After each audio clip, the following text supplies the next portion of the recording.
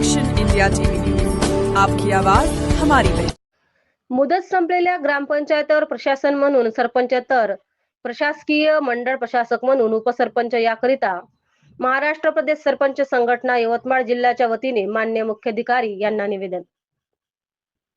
महाराष्ट्र राज्य सरपंच संघटना यवतमाळ यांच्या वतीने माननीय मुख्याधिकारी जिल्हा परिषद यवतमाळ यांना दिले निवेदन। तसेच यांच्याशी चर्चा करून मुदत संपलेल्या ग्रामपंचायतीवर प्रशासक म्हणून सरपंच व प्रशासकीय मंडळ म्हणून उपसरपंच व सदस्य यांची नेमणूक त्वरित करण्यात यावी अशी मागणी करण्यात आली। त्यावर माननीय सीओ साहेबांनी सकारात्मक निर्णय देऊन आज 5 मार्च 2026 कार्यालयीन वेळेपर्यंत सरपंचांना प्रशासक म्हणून व उपसरपंच व सदस्य यांच्या प्रशासकीय मंडळ म्हणून नियुक्ती आदेश दिला जाईल अशी ग्वाही दिली।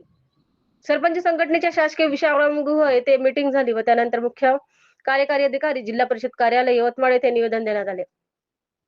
सरपंच संघटना जिंदाबाद या घोषणांनी परिसर दणाणून गेला। यावेळी महाराष्ट्र प्रदेश सरपंच संघटनेचे विदर्भ सरचिटणीस सुधीर पाटील जवादे, विदर्भ सल्लागार लीलाताई तुरणकर, जिल्हा अध्यक्ष तुकाराम माथनकर, महिला जिल्हा अध्यक्ष सविताताई जाधव, राडेगाव तालुका अध्यक्ष लताताई घोटेकर, यवतमाळ तालुका अध्यक्ष उमेश राठोड, गीताताई उपरे, विजयंतीताई ठाकरे, सुधीर कडुकार, बंडू वेले, जयंत गुघाने पाटील व संपूर्ण यवतमाळ जिल्ह्यातील सरपंच बहुसंख्येने उपस्थित होते।